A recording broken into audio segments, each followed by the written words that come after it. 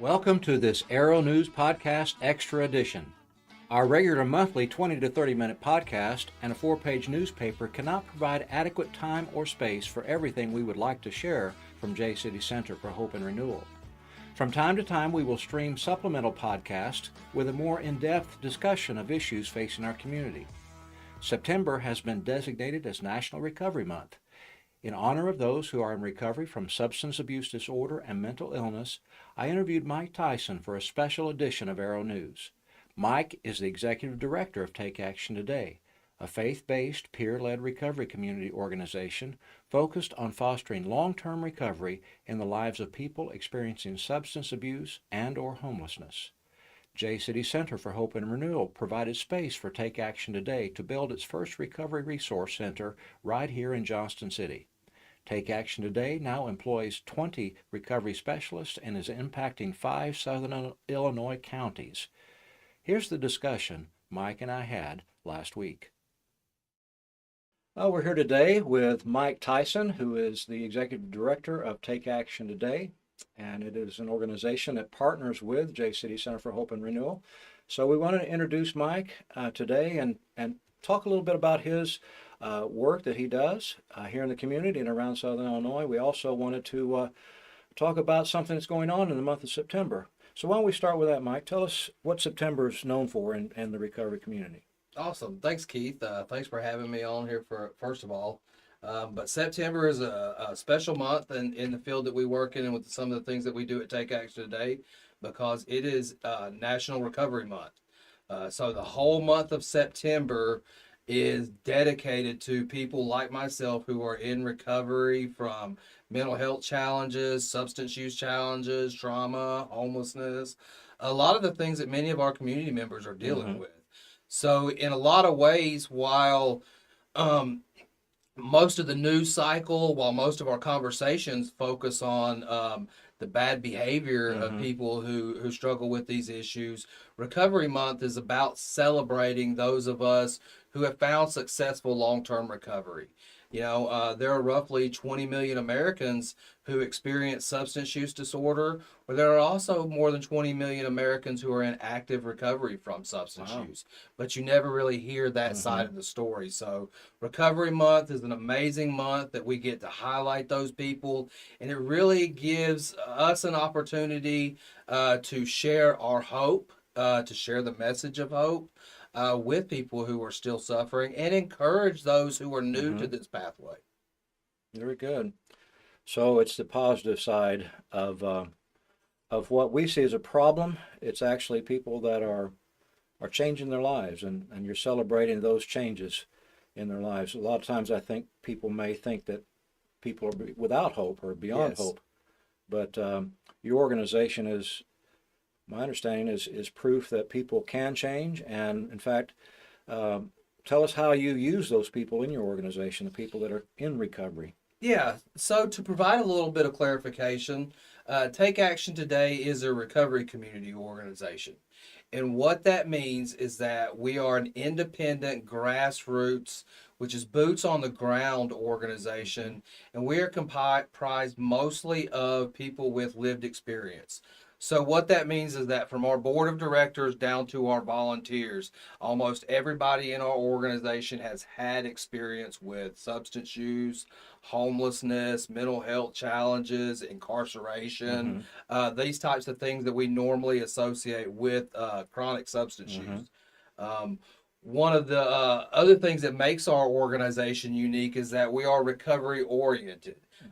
Typically, when we talk about people who experience chronic substance use and homelessness, we talk about how they can't change, oh, they're never going to change, that type of rhetoric. And even the professionals that treat people with these experiences oftentimes look at their disease or look at their situation, and that's what they use to define them. Where in a recovery organization, We put the person at the center of Mm-hmm. everything, and we focus on them, and we apply what's called a strength-based approach, Okay. which means we are looking for what an individual's strengths are and how we can build upon those strengths to support them in their recovery. Sounds very good. So while treatment is trying to address the disease, Mm-hmm. recovery is trying to support the individual. Mm-hmm. And it's a different way of approaching things. To maintain health. Yes, sir. After the disease has been addressed, then you address a healthy lifestyle. Yes, sir.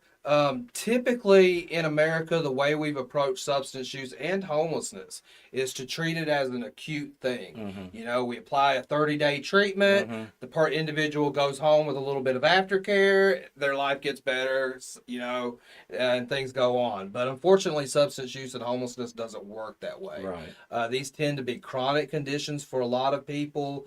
And so short-term acute treatment is good for the short term, but what happens with that individual in the long term? Mm-hmm. And so a couple of things that's really interesting about the American treatment system is that only about 10% of the people that actually need help get it. Oh, wow. So you have only 10% of the people who need the help getting it. And then on top of that, most programs have about a 30 to 40% success rate. Wow. So 60% of 10% of the people are washing out or are recidivating into the treatment program. So while only 10% get treatment, we encounter a lot of people that have been through the treatment system 5, 6, 7 times. Mm-hmm. So when you talk to their family members, they say, "Oh, they're never going to change. People Right. don't change." You know. But like I said, the reality is that we know that people can and do change. Roughly 75% of people with a chronic substance use actually find recovery. Wow. A lot of them do it spontaneously. A lot of people, if they survive long enough, just tend to mature out of it. Mm-hmm. You know, we get settled, we find a good Mm-hmm. church family, we find a good work family, that we find our tribe, and we grow and we mature and Right. settle down a little bit. Not everybody does that. There's those unfortunate individuals that we tend to interact with on most times. And so what recovery support does is, instead of applying treatment in a short-term basis in an intense short-term basis like 30 days, we plan to support an individual 6 months, year, 5 years, 20 years. Mm-hmm. Because what we do is we do support. We don't do treatment. Okay. We're there to come alongside an individual, provide a little bit of guidance, mostly to share from our experiences. Mm-hmm. So when you ask what we do with people in recovery in our organization, we train people to become certified peer recovery specialists. And what that is that's an individual that doesn't have an education, and going to college didn't teach them how to work with people. Their lived experience did. Mm-hmm. So we take people who have come out of these issues and we give them professional training. They earn professional certifications. And it's And then recognized by the state of Illinois. Absolutely, by the Illinois Credentialing Mm-hmm. Board. And then we give them professional careers Mm-hmm. so that they can turn around and share their recovery experience with others. Exactly. And that inspires hope. Mm-hmm. And it inspires and motivates people in a way that's different. In most clinical settings, in most primary care settings, when you're talking to your doctor, they're the doctor, they're up here, they're telling Right. you how to manage your health. Right. In peer recovery support, we're even. We're eye to eye. It's Mhm. called mutuality. Mhm. So it's a completely different power dynamic that people open up a little more easily. They're also a little more willing to listen to somebody that's been through similar Because circumstances. they've been in their shoes. Absolutely. And it comes across in a non-judgmental way. We talk to a lot of people, myself being a former consumer of mental health services. Oftentimes we feel like a lot of clinical staff don't listen to us. Yeah. They tell us Right. what we need to do. Right. And Or they don't take the time. yes, they don't really understand us. They're just applying a cookie cutter approach, you know. But peer support is something different.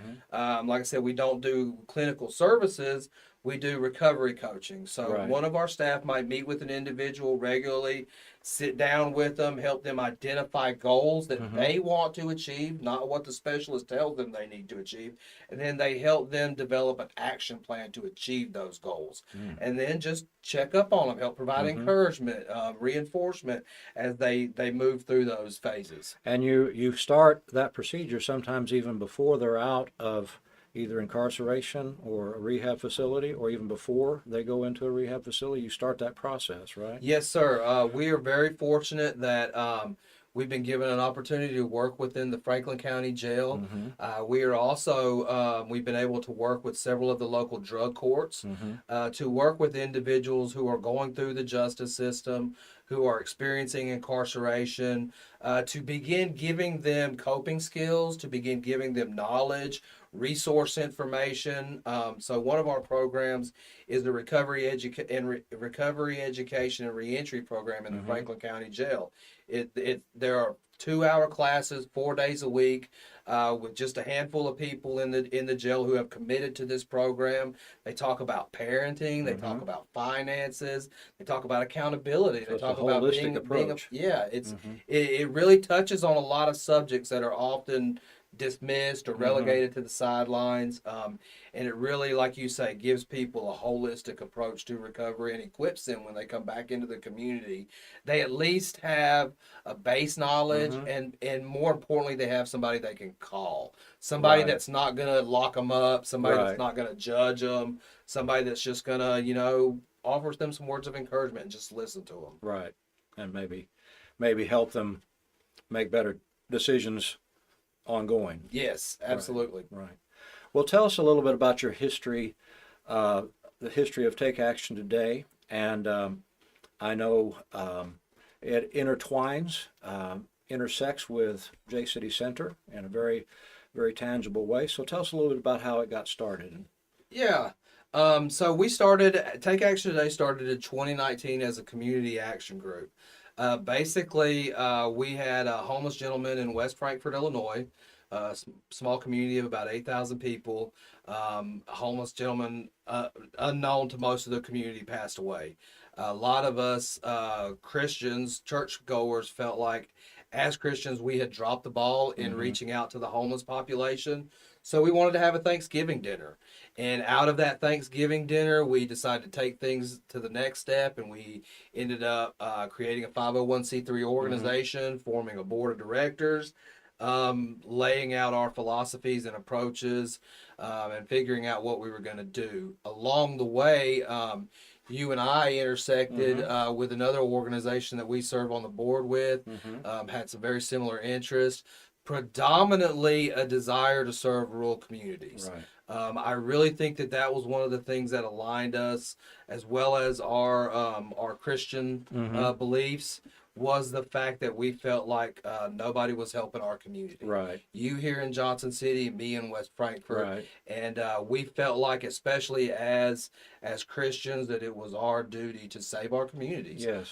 So we started partnering together. Mm-hmm. We in October of 2021. So we were all volunteer. We were an all volunteer organization. I had a job working for a mining vendor at the Mm-hmm. time, and all of our staff. We met in the West Frankfort Park. We met at a couple different churches. We tried to find space wherever we could, but couldn't really find a home Mm-hmm. until you and Sarah decided to open up the JCity Center and give us a spot, and that gave us a home to start working. And I remember October of 2021. We were out front here. Yeah, the second. We did the ribbon cutting in the Yep. rain. Yeah. Yeah, and then we had 3 staff. Mm-hmm. We had 2 people from Illinois Recovery Corps. I quit my job and started working full time. You guys retired from the church, and then Mm-hmm. we were all in here trying to Right. figure out what our communities needed and what we Exactly. could do about it. Exactly. And I speaking for the center, we were so grateful to connect with your organization because you offer the services to those who are dealing with addiction and homelessness. Uh, that that helps the people in our community as well as the people in other areas, because I understand you're not just in Johnson City, you're several counties in Illinois now. Yes, sir. But we just felt like it was like a hand in glove because you were able to bring in the people that had the training to help people that Sarah and I didn't necessarily have the training. Now Sarah has training in mental health. She's licensed counselor. She can provide some clinical services, but she's not an addiction counselor per se, and she doesn't necessarily. She doesn't have the life experience like you say most of your staff does. So anyway, we just felt like it was a good combination, and whenever we, you know, it's been a growing process, a learning process of how to structure things and how to uh, communicate things. So my understanding is what you have established here in Johnston City is the first, what do you call it, recovery? Resource Center. Okay, recovery community resource center. Sure. Okay, all right, all right. We can change it probably 3 or 4 times in this podcast. Yeah, sure, sure. Yeah, in a lot of businesses, they have their own lingo and they Yeah. have their own acronyms and abbreviations, and the RCO and the RS, Yeah. all that stuff, and the LCPC and all that stuff that I call it alphabet soup. But anyway, what it is. Yeah, but what it means is here at JCity Center, you have people that are staffing here that are able to interact with people that just walk in off the street, or people that they've already made contact with in another venue or another location that can come here, or they go to where the people are, depending on what their needs are. Yeah. But when they come here, we offer them a free meal. We offer them a shower if they need it. We offer them a place to do some laundry, and I think we have even some clothing too that we can Yes, sir. give away. And of Hygiene course, items. right, hygiene items. We have I think you guys do what do you call it, a turtle pack? Yes, sir. And that's for people to carry a backpack with basically everything they need, right? Yeah. Basically, what we do with the turtle packs is because people who experience chronic homelessness, Mm-hmm. they carry everything like a turtle on their back with Mhm. them, and they can't keep up with things. They can't keep up with resources, constantly losing stuff. So we created these turtle packs. They're basically a 1-gallon Ziploc bag Oh, with okay. a cool sticker of a turtle stuck on top of Okay. it. And then we take that bag and we stuff it full of things like socks, soap, hand sanitizer, basic first aid supplies, Mhm. things like that an individual with those experiences might need, Right. but not have. Right. Yeah. Well, we're excited to be a part of that part of the ministry that you guys have. We even have some of our middle school students that are planning to take up some items That's in order awesome. to contribute to that. So we're trying to get our local people involved. How I know the percentage is it's too large in Johnson City. It may be smaller than some people think, but what percentage of the population do you think that could use these services that you guys offer that are dealing with substance abuse or substance use disease? Yeah. That's a tricky question. So we could offer anecdotal ideas. Here's kind of what I've learned. For one thing, part of the problem with our rural communities, while we don't have the resources that we need, is because there isn't the proper data collection Right. in the communities to tell the Right. story. So larger areas have better data collection. They Yes. can apply for grants. Right. We don't have the capacity to do that in a lot of rural I understand communities. that. So we have to find a way to tell that story in a different way, or Okay. we have to find a way to collect that data. One of the things that I've learned is that, like talking to my staff, talking to people that we work with, from the ground floor where we're at, it looks like there's a higher percentage of the population because that's all we see. Sure. But the reality is that it's still a small portion of the community. Right. The predominant people in the community are healthy, struggling but doing well. Some people doing well.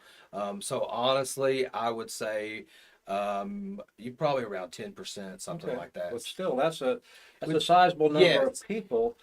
You think what's the population of Johnson City? 3,200, something like So that. that would be over 300 over people. 300 people, Right. and most people would be like, "Oh, there's not that many people in my community," Right. but there is. Well, and the thing from a community development standpoint, if your community is not dealing with addiction and homelessness, the people that are caught up in that Yeah. are going to be what most people consider a drain on the community's resources. Yes. They're taking away more than they're putting in. Yes. And I think that's one of our goals as a community development organization, to put back into the community what what it's lacking. Yes. You talked about working from your strengths. I mean, we, as a small town, we have some strengths that we Absolutely. need to Yes. we need to use and work toward to build up the community. Now, you said when you first started as volunteer based, and we had the grand opening, you had 3 employees.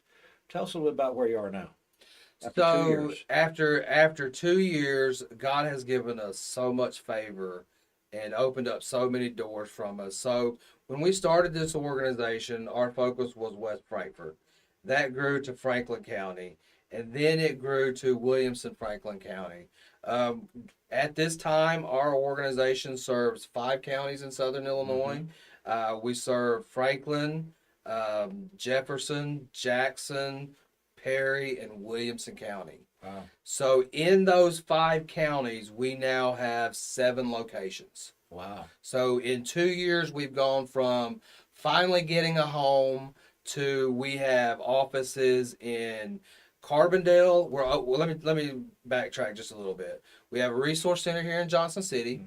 We have a resource center in West Frankfort. We have a comprehensive office in Benton. It's not quite a resource center, but it offers a lot of services in Benton. We have a resource center in DeCoin, and we also have a satellite office in Mount Vernon. Our plans are for Recovery Month. We are opening up 2 new resource centers, one in Marion and one in Carbondale. Oh, fantastic. And those will be full resource centers with full kitchens, Wow. full showers, full laundry service. And what we are really hoping to do, last winter we had this crazy idea to do a warming center. And we ended up serving a lot more people than we expected. So we're trying to leverage some of our new resource capacity to hopefully give some alternatives when the winter weather turns really cold this year.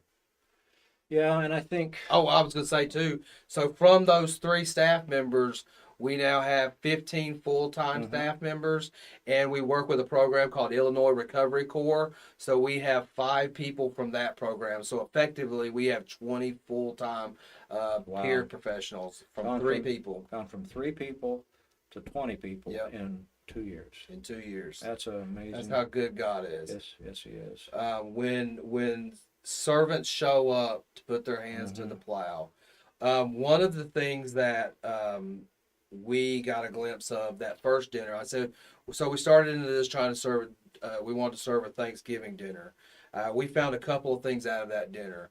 One, we found out that there were an overwhelming amount of people in rural communities that wanted solutions, and they wanted to be a part of that solution. They just didn't know what to do. Right. They needed leadership. Right.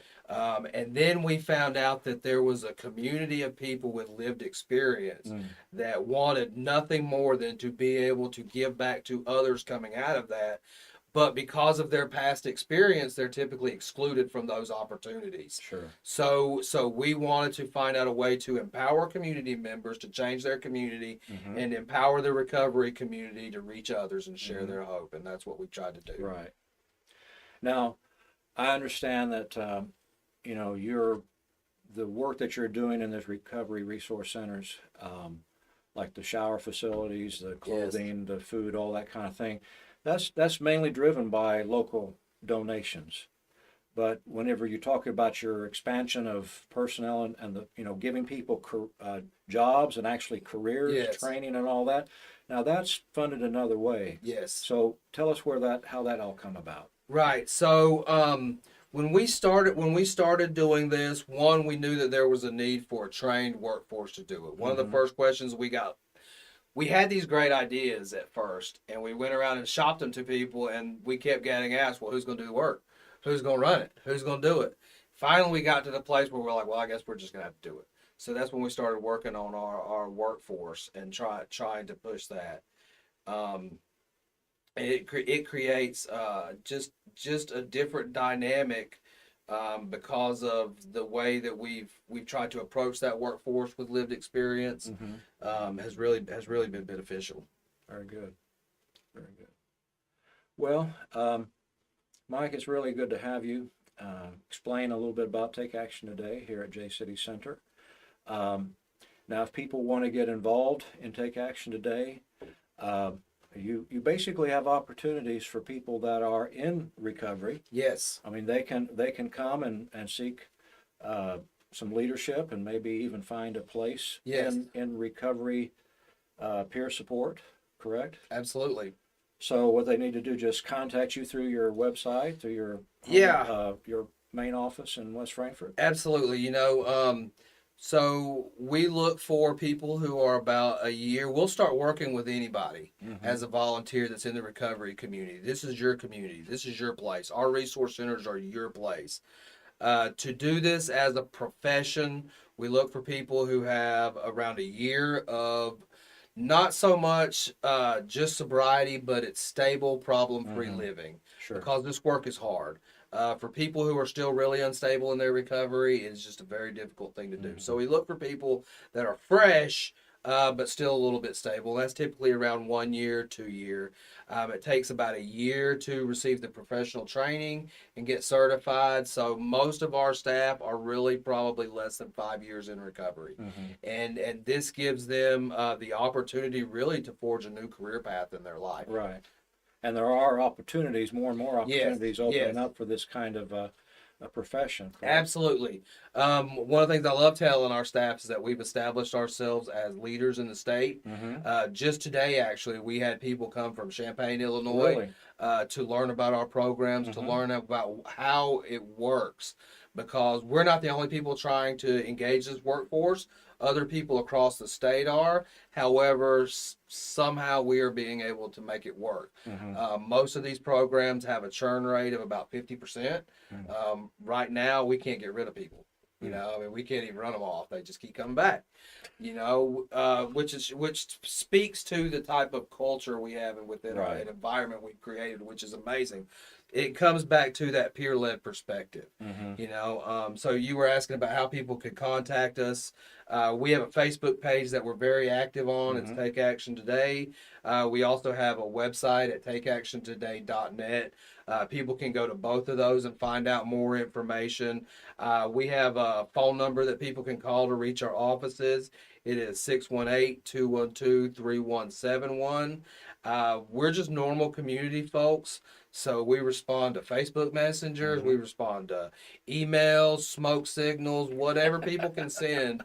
We do. A rock through the window with a note on it. Sometimes, whatever it takes. Whatever it takes to get people's attention. Yeah.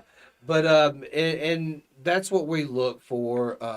Not everybody's ready for recovery right now. A lot of people think that they are ready for recovery right now, but they're not, and we just want people to know that we're always there and available for them, regardless of where they're at. Right, and you are starting to offer some support groups for people that are in your program as well as anyone else, right? Yes, sir. Tell us a little bit about that. It's a different approach than maybe what people are familiar with NA or AAA.